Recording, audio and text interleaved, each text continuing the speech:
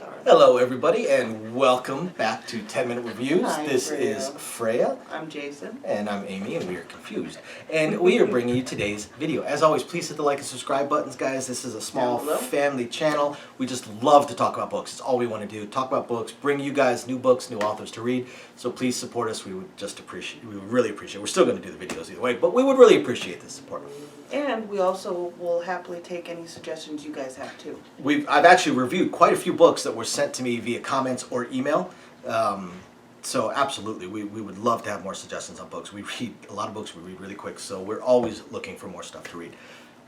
Along those lines, I want to talk about a series we haven't talked about yet. I want to talk about book one of a series called Dungeon Walkers. Dungeon Walkers 1 by Daniel Schinhofen. And you guys might recognize that name. I know that name. Because that is the author of Luck's Voice that we've already talked about. Did I Excuse read me. that one? Yes. And that's the Doc Holliday one. No, Oh, this one? No, Yeah. not yet. And Dungeon Walkers is it's awesome. Now, Luck's Voice is one of his other ones. He's got a lot of different series. It's more of a Western. Dungeon Walkers is a fantasy, but it's an interesting fantasy. So I'm going to talk about four things, as always: the world, the characters, the plot, and the writing style. Writing style will be easy because it's Daniel Schinhofen. Now, the world. This is where it gets interesting. So this world, it's a litRPG type of world. It's a fantasy world where there's dungeons, and apparently the level of difficulty with the dungeons rises as you go up north. You're traveling up north. There's a lot of mythology to this that is only introduced, not explained a lot in the first book. There's 4 or 5 of them so far, and I'll review the rest as we go.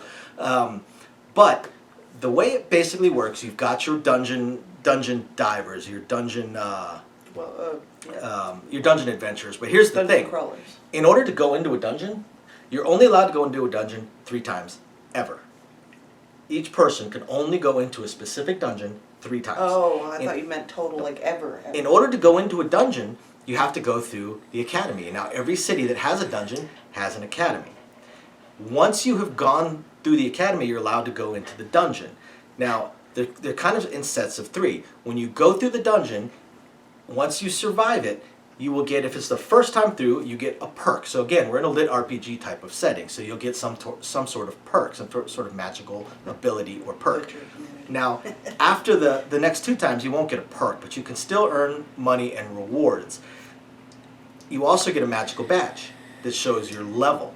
As you gain more as you clear more dungeons, your level goes up. And the dungeon guild, basically, they have quests, side quests you can do for more money, but it mostly primarily revolves around going through the dungeons, getting your badge. Now, you start off with, I believe it's the lead badge.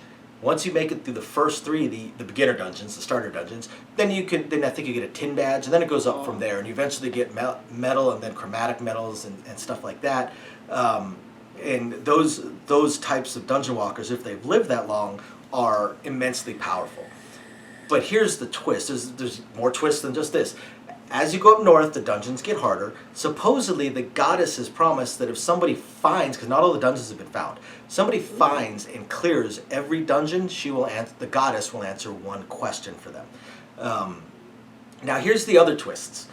The perks are magical, of course. You get things like the ability to heal once a day or stuff like that, and they can stack. Maybe your next dungeon, you're offered the opportunity to heal 3 times a day, improved healing, or heal yourself, because it sucks you can heal someone else and not yourself. And you're always offered a choice, so you can choose your perk. But here's the other thing: if you die in the dungeon, you're not dead. If you die in the dungeon, you are split into 4 pieces. 4 shards, they call them shards. And other people that clear the dungeon, with the money they earn from that dungeon, they can purchase 1 of your shards, or 2 of your shards, possibly such like that. If all 4 shards are brought back out and taken to the temple, the person can be resurrected.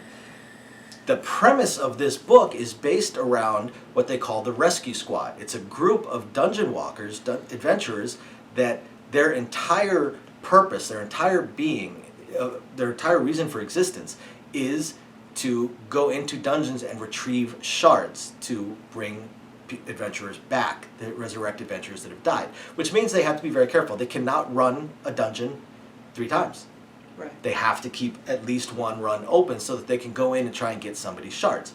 So now we get into the main character. The main character's name is Stern. That's what he goes by.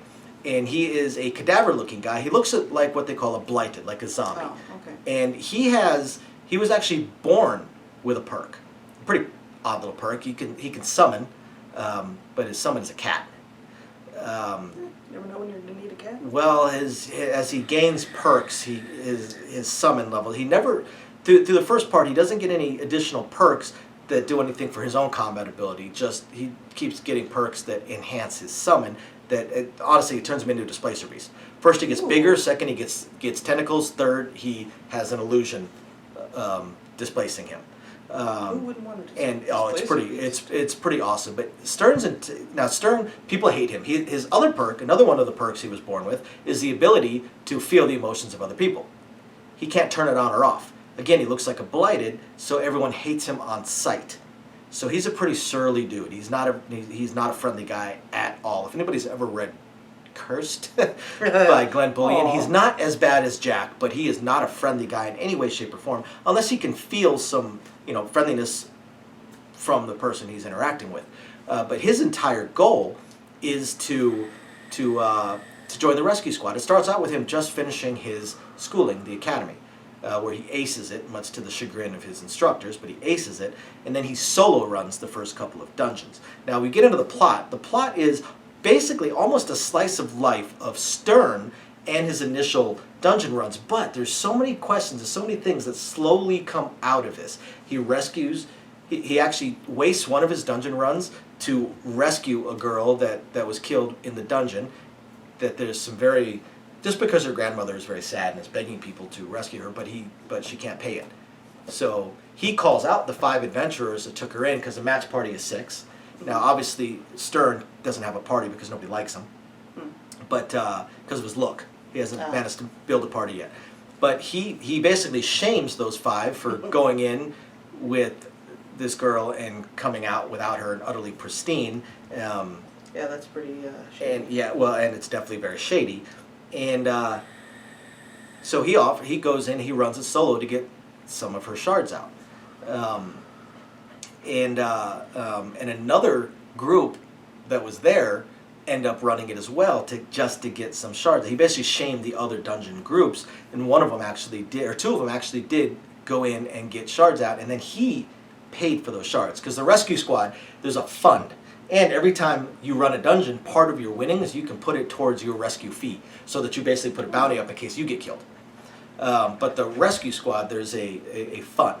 So the rescue dungeon divers are very, very well paid. But he rescues this girl, and of course there was some shady stuff. The original team tried to rape her in the dungeon and let her die, which then leads to a big battle outside the dungeon. And when people die outside the dungeon, well, you just dead. You just dead. Dead. So it leads into this big battle, but some very high-level adventurers or dungeon walkers are there and actually help out. He manages to build some relationships with some very high level dungeon walkers, and that aren't immediately turned off by his appearance. Of course, he ends up being arrested because the leader of that group was the mayor's son. So he ends up getting arrested, and that's where a few other things start getting revealed. Like near the end of the book, as he's progressing on, the girl that he rescues, she ends up joining his party. He trains her, starts teaching her, and then the armorer that builds his weapons, he gets her to join. She's a former dungeon walker, so he ends up with a party of 3 from the get-go, 1 healer, 1 tank, and then him as the summoner. So they've got a pretty decent team built up already, and as things start to come out, you learn that his father is the most famous member of Rescue 1, the most powerful, most well-known rescue group, rescue squad. And in fact, the corrupt mayor, gets a visit from someone they call the Hand of Justice, that is part of Rescue 1, that of course has known Stern since he was a child, so heard about the legal issues he had and paid a visit to that town. The mayor, I believe, subsequently retired or resigned. But here's the interesting thing. The other interesting thing is that Stern has a lot of what he calls dadisms, dad jokes or dad phrases that are all Earth phrases. Every single one of them. He calls the monsters mobs I like it. and pulling aggro. And so it's very, very clear that this is a lit RPG series where his father comes from Earth. Nice. It's very, very clear. The question is how, why, what, where, when, and who. So the writing style, for those of you guys that have read Daniel Schinhofen, very, very amusing. The dialogue is always funny. The characters are always funny. He writes the interpersonal relationships very, very well, especially the multiple relationships that end up popping up in most of his books.